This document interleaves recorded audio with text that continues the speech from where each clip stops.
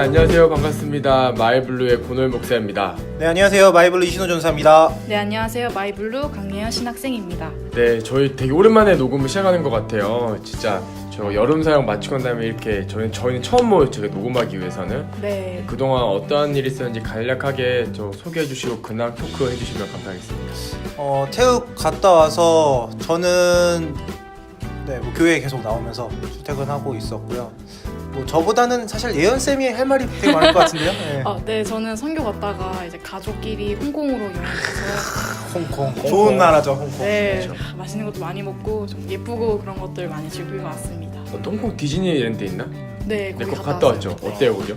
거기 이렇게 되게 예쁘고 아기자기하게 꾸며놓은 것들이 많아서 되게 좋았고 또 토이스토리나 그런 게 진짜 실제로 예쁘게 잘 꾸며져 있어서 눈을 호강하고 왔어요. 맞아요. 왜 질문 드렸냐면 여러분 숨을 치고 가시라고요. 그럼요, 그럼요. 네, 희망을 가십시오, 여러분. 그럼요, 저도 작년에 그렇게 고3이었던 분이십니다. 홍콩에도 있고 일본에도 있습니다. 여러분, 그럼요. 미국에만 있는 게 아니에요. 네, 뭐 제 개인적인 소견을 말하면 제 요새 해외를 다녀보면 한국의 물가 제일 비싸요, 여러분. 그러니까 공부한 다음에 내년에 꼭 홍콩 가서 디즈니랜드도 그럼요. 갔다 오고 네, 그런 시간들 되시기 바랍니다.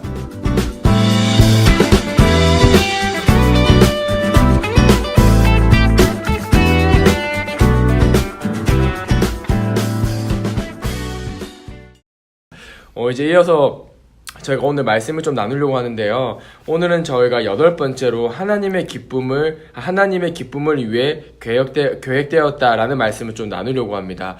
이 말씀을 이어가기 위해서 빠질 수 없는 게 바로 우리가 직전에 갔다 온 선교 이야기와 좀 이어질 것 같아요. 네. 먼저 저희가 있었던 이야기 위주로 한번 이야기를 풀어나가 보도록 하겠습니다. 사건은 선교 출발하기 직전이었습니다. 그때로 치면은 저희가 이제 수련회 마치고 돌아왔을 때였죠. 왜냐면 저희 선교가 수련회 바로 다음날 출발이었거든요. 그래서 거의 모든 일정들 뭐 행정 같은 거 정리 싹 다 하고 부모님들 모임 싹 다 가지고 이제 집에 가서 쉬었다가 저 다음날 새벽에 모이는 거였거든요. 공항에서 9시 출발이었기 때문에 다 이제 한 다음에 이제 행정 다 친 다음에 이제 헤어지기로 약속하고 있는데 저한테 아내가 연락이 온 거예요. 아내 연락이 와서 여보 지금 당신 여권이 좀 이상한 것 같아 라고 해서 왜 그래? 라고 물어보니까 여권 만료일이 끝났다라는 거예요. 그때부터 순간 머리가 하얘지는 거예요. 왜냐면 다른 것들은 어떻게든 커버할 수가 있는데 여권이 문제가 되면 비행기가 안 뜨는 거예요. 근데 그 순간 제 마음에 어떤 기쁨이 찾아왔어요. 힘들게 수련회를 끝냈는데 나 이거 단기 선교 안 따라갈 수 있겠구나. 한국에서 기도한다는 명목으로서 편히 쉴 수 있겠구나 라는 마음을 가지고 있었습니다. 그래서 이걸 가지고 제가 어떻게 이거 위기를 잘 넘어가야 될까. 그때 팀으로 같이 갔던 교육자가 저랑 이신호 전사님하고 강예현 선생님 그 다음에 오세영 선생님 이렇게 있었는데 일단 그 중에 이제 칩인 우리 이신호 전사님 불러다가 이야기했죠. 전사님 저 함께 못할 것 같습니다. 이제 제 입장으로 좀 넘어가야겠죠? 이제 저도 수련회 마치고 나서 다음날 이제 선교도 가야 되고 하니까 이제 빨리 좀 잘 쉬어야겠다 이러면서 많이 피곤하다, 많이 힘들다 이런 마음을 사실 갖고 있었는데 목사님께서 못 가게 될 것 같다라는 말씀을 하시니까 와 진짜 진짜 머리가 새하얘지더라고요. 야 이거 어떻게 해야 되지? 이거 나도 못 가는 거 아니야? 라는 생각에. 지금도 말을 잘 못 이어, 지금도. 네, 저도 못 갈 것 같은데? 저도 못 가겠어요. 이런 말이 나올 정도로, 너무 놀랬죠. 진짜. 너무 맞아요. 심각했죠, 진짜. 왜냐면 지금 이신호 전사님 얼마나 그게 힘든 상황이었냐면, 당시 현지 선교사님하고 현지 코디네이팅은 제가 다 했거든요. 그리고 한국 학생들 이제 지도 가는 것들은 이신호 전사님 다 했는데, 그럼 이신호 전사님 입장에서는 제가 안 가게 되면 이걸 처음부터 다시 다 해야 되는 상황인 거예요. 근데 이것들이 긴밀하게 막 여러 가지 복잡하게 되어 있다 보니까 아무튼 이거는 뭐 안 가는 게 베스트 방법일 정도로 이신호 전사님 큰 부담이었던 거예요. 근데 그 표정을 저는 잊을 수가 없어요. 여튼 이제 그렇게 저는 못 가게 됐어요. 그냥 못 가게 됐고 이제 이거를 막 어떻게 처리할까 생각하는 중에 아내가 다시 연락이 왔어요. 아내가 연락이 와서 여보 제가 지금 확인을 해보니까 긴급 여권이라는 게 있는데 그걸 발급받으면 따라갈 수 있을 것 같아요 라고 이야기를 하더라고요. 제가 긴급 여권을 조사를 해보니까 대략 1시간 반 정도면 발급받을 수 있더라고요. 그럼 이거 가능하겠다라는 생각이 들어서 확인을 해보니까 2가지 이유가 돼야 돼요. 국가적인 공무의 일이 되거나 비즈니스상 특정한 목적이 있어서 공문이 포함된 경우만 가능한 거예요. 사실상 불가능한 거예요. 왜냐면 선교라는 게 우리 입장에서는 되게 중요한 일이고 공무이지만 사실 일반인들 입장에서 볼 때는 그냥 해외여행이거든요. 이것도 안 되겠다라는 마음 한켠에 일단 있었고, 그 다음에 내가 할 수 있는 최선은 다해보자. 그래도 그 담당 목사니까. 라는 생각으로 이렇게 이제 선교사님한테 전화를 드렸죠. 사실상 이때까지도 제 마음 가운데는 선교사님 통화를 끝난 다음에, 이제 나 한국에서 편히 쉬면서 우리 팀들을 위해서 기도해야 되겠다라는 마음이 조금 있었죠. 선교사님께 딱 이 사실을 알리자마자 선교사님께서 갑자기 목사님, 하나님의 일을 하는데 이거는 될 겁니다. 걱정하지 마십시오. 제가 한번 다 알아보겠습니다라고 하시는 거예요. 이 무슨 뜻이지? 할 수 있는 공문이라는 게 우리가 나올 수가 없는데 라는 생각을 하고 전화를 끊었어요. 그리고 퇴근할 준비를 하고 있는데 다시 선교사님한테 연락이 왔어요. 목사님 걱정하지 마십시오. 제가 그 현지에 있는 교육 관련, 그 다음에 공무원 관련, 그 다음에 군 관련 해서 여러분들에게 다 말씀을 드렸고 공문을 써주기로 하셨습니다 라고 이야기를 해주신 거예요. 근데 이게 거짓말은 아닌 게 저희가 정말 학교를 방문하게 됐고 군 관계자를 만나서 그쪽 관련해서 우리가 함께 시간을 보내는 여러 가지 일들이 있었거든요. 다만 게 서로 상으로 나오지 않은 것들이었는데 이분들이 저의 상황을 아시고 급히 서류를 다 만들어 주신 거예요. 특히 서류를 만들어 주셨던 분 중에 군대 직전 투스타 전역하신 분이 계셨는데 그분이 본인 여권과 인적사항과 이걸 다 포함하시고 커리큘럼까지 90점 서류 다 만들어서 저한테 보내주신 거예요. 이 서류를 받아들고 이제 아플까 싶은 거예요. 어쩌지? 여권 나오게 생겼다. 그리고 다음날 공항에 가서 이제 외교부에 가면 이 긴급 여권 신청하는 데가 있거든요. 거기 가서 이제 신청을 했어요. 이제 상황적으로 이때도 참 할 얘기가 많지만 좀 빨리 좀 진행을 하면 이미 선교팀은 태국 비행기 타고 출발한 상황이었고 인천공항에 저만 혼자 남아 있었고 저 혼자 외교부 앞에 남아서 이걸 신청하고 있었습니다. 그래서 이 서류를 이제 준비한 서류를 냈는데 앞에서 사람들이 다 거절당하는 거예요.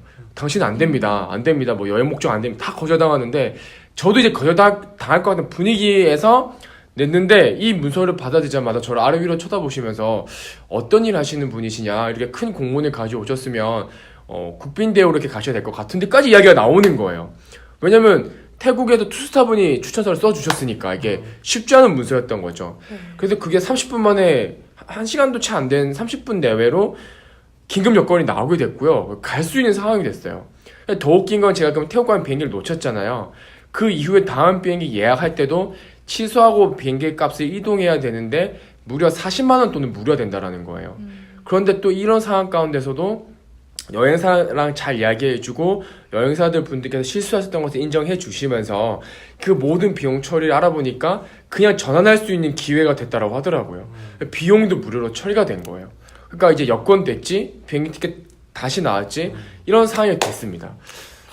이제 여기서 일단 내릴 수 있는 결론은 한국 외교부가 짱이고요. 짱이네요. 네. 그러니까 이 상황에서 사실 제일 기쁜 게 저였거든요. 이렇게 오실 수 있다라는 연락을 이제 뭐 비행기 안에서 못 받았지만 이제 내려서 이제 처리되었다고 맞아. 얘기해 주시고 그때 제가 카톡을 보내놨어요. 기뻐하라고. 네, 그래서 보면서 진짜 너무 감사하다, 너무 기쁘다라는 생각을 했던 게 갔는데 이제 선교사님하고 연락도 제가 몇 번을 못 드렸던 상황이고 얼굴이랑 이제 막 이런 것들도 잘 몰랐던 상황에서 그렇죠. 원래 제가 같이 했어야 되는 일이죠. 맞아요. 목사님은 알고 계시니까. 근데 저는 모르는 상황에서 가니까 이거 어떻게 해야 되지? 너무 막막하다. 이거 안 되면 목사님 안 되시면 어떡하지? 막 너무 걱정을 했었는데 참 저한테는 되게 기쁜 소식, 진짜 말 그대로 복음이 날라온 거죠. 정말 굿뉴스. 굿뉴스가 나온 거죠. 그래서 오실 수 있다고 해서 했는데 또 여기서 또 재밌는 사건이 있었죠. 맞죠. 여러분 여기서 또 하나님의 역사하심이 얼마나 되게 놀라운가라는 건데, 그러면 그때 제가 이제 비행기 떠나고 여권 다시 받았을 때가 9시 반 10시쯤이었어요. 다음 비행기가 오후 5시인데 이때까지 제가 할 게 없는 거예요. 그때 순간 머릿속에 스쳐 지나간 게 인천공항에 할 게 많고 놀 게 많잖아요. 검색을 하기 시작했죠. 가장 좋은 게 영화 보는 거랑 그 다음에 찜질방 하는 거더라고요. 근데 영화를 보면 이게 비행기 티켓팅 하는 시간과 되게 애매할 것 같아서 또 모험을 할 수 없기에 편하게 바로 저는 찜질방으로 하겠습니다. 여러분 참고로 인천공항 찜질방 생각보다 괜찮아요. 싼 가격에 가방까지 키핑을 해줘서, 그리고 목욕탕이 생각보다 좋아요. 찜질방도.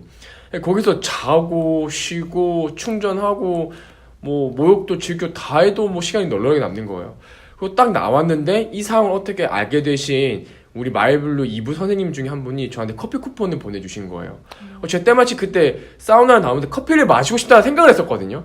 그 쿠폰에 딱 도착을 했는데 이 또 쿠폰이 또 재밌었던 게 주셨던 음료가 인천공항에서 안 된다는 거예요.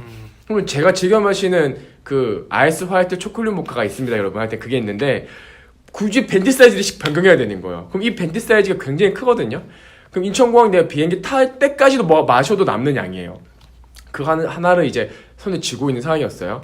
그러는 와중에 빵 드렸으면 좋겠다라는 생각을 할 때쯤에 또 어떤 선생님께서 빵 쿠폰도 보내주셨어요.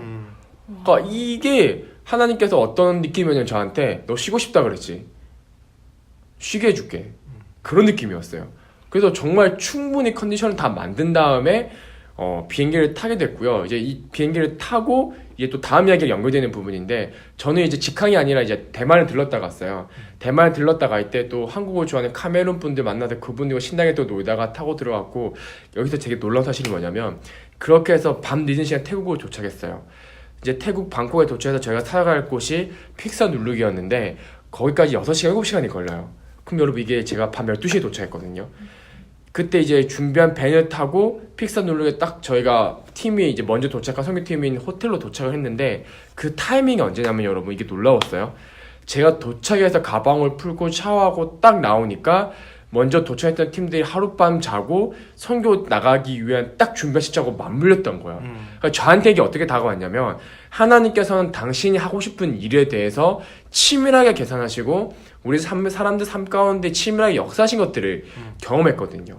여기서 하나님의 그 권능이라고 해야 될까요? 권리라 권한이라 해야 될까? 주권이란 말이 맞겠다. 그걸 경험한 거예요.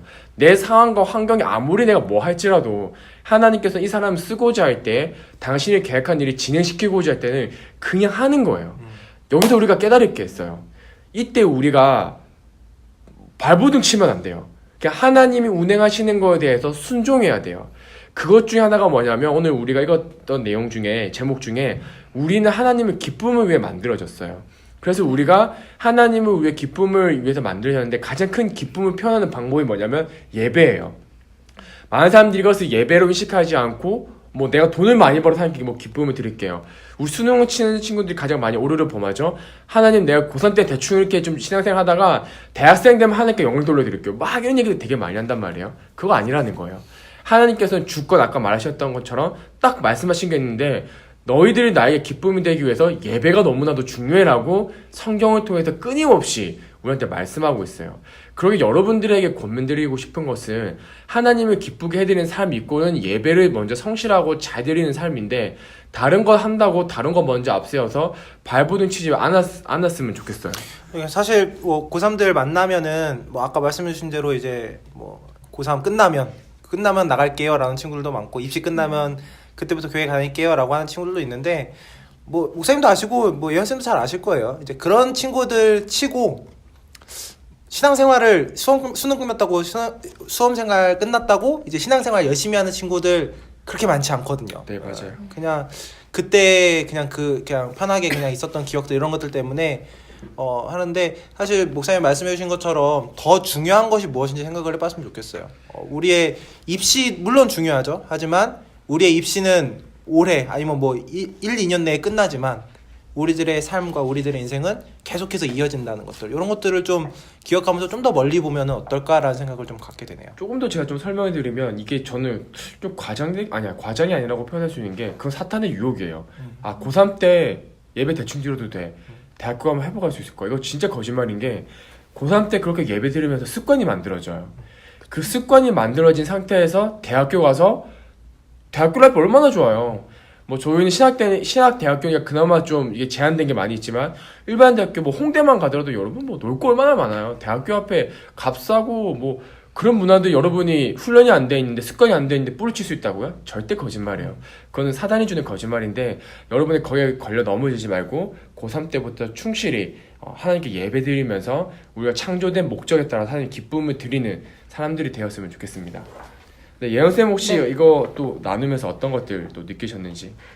저는 이제 선교에 관련됐던 일들에 대한 것들을 들으면서 이거는 되게 귀한 간증을 들었다고 생각하고 또 이런 이제 수험 생활을 이제 저도 작년에 겪어봤지만 이런 일들을 생각해보면 그렇게 이제 대학생 되면 이제 대학생 되면 더 하나님께 봉사하고 헌신하겠다라는 친구들이 있는데 그런 친구들을 위해서 저희가 좀 더 중보기도 해주는 마음이 필요할 것 같아요.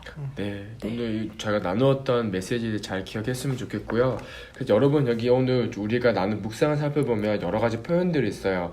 예배는 우리의 유익을 위한 것이 아니라 하나님께 온전히 맞춰야 된다는 이야기도 있고, 예배는 삶의 일부분이다, 그 자체이다, 뭐 여러 가지 좋은 말들이 표현되어 있습니다. 이 책에서 너무 잘 설명되었기 때문에 여러분들이 책을 통해서 예배의 중요성을 한번 깨달았으면 좋겠고요.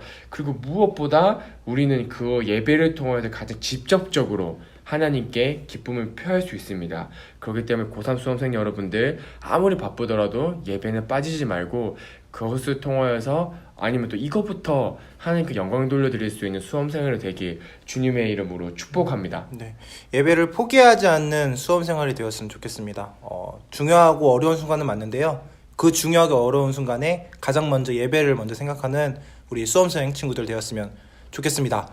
네, 오늘 순서는 여기까지고요. 오늘의 찬양 소개해 주시죠. 네, 오늘 준비한 찬양은 연평안의 요게벳의 노래라는 찬양입니다. 이 찬양은 8월 수험생 기도회 때에도 나누었던 찬양인데요. 이 찬양을 들으면서 우리의 삶의 참 주인이신 하나님께 온전히 맡겨드리는 수험생 여러분들 되시기를 소망합니다.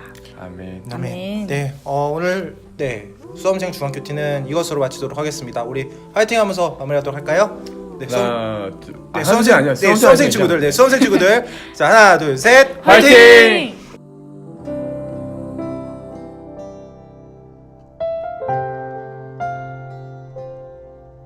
작은 갈대 상자 물이 새지 않도록 역청과 나무진을 칠하네.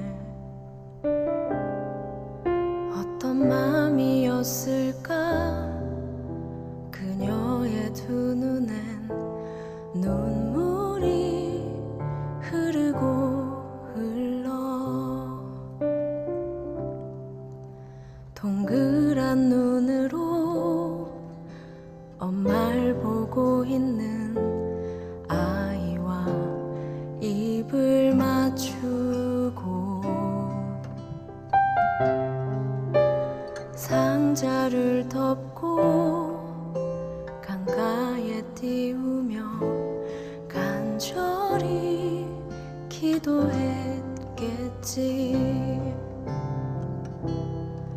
정처 없이 강물에 흔들흔들 흘러내려가는 그 상자를 보며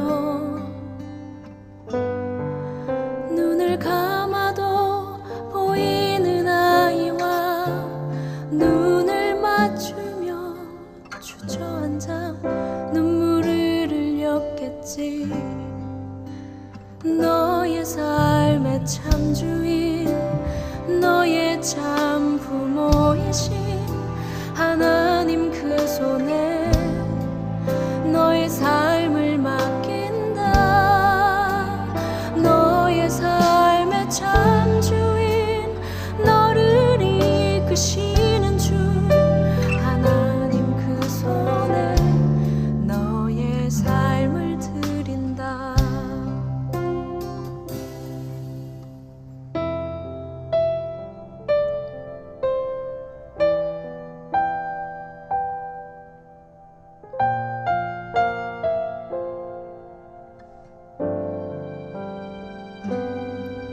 어떤 마음이었을까 그녀의 두 눈엔 눈물이 흐르고 흘러. 정처 없이 강물에 흔들흔들 흘러내려가는 그 상자를 보며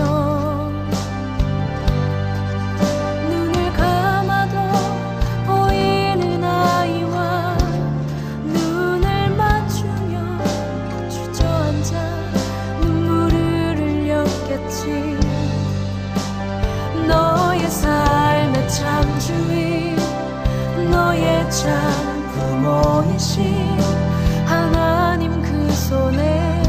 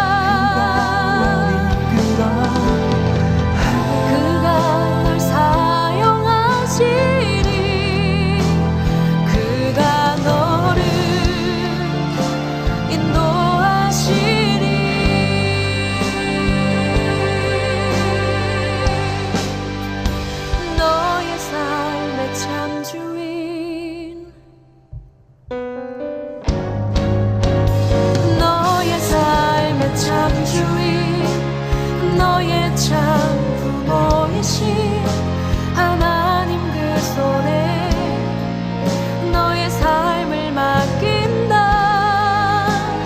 너의 삶의 참 주인 너를 이끄시는 주 하나님 그 손에 너의 삶을 드린다. 너의 삶의 참 주인 너의 참 부모이신 하나님 그 손에 너의 삶을 맡긴다. 너의 삶의 참 주인 너를 이끄시는 주 하나님 그 손에 너의 삶을 드린다. 어떤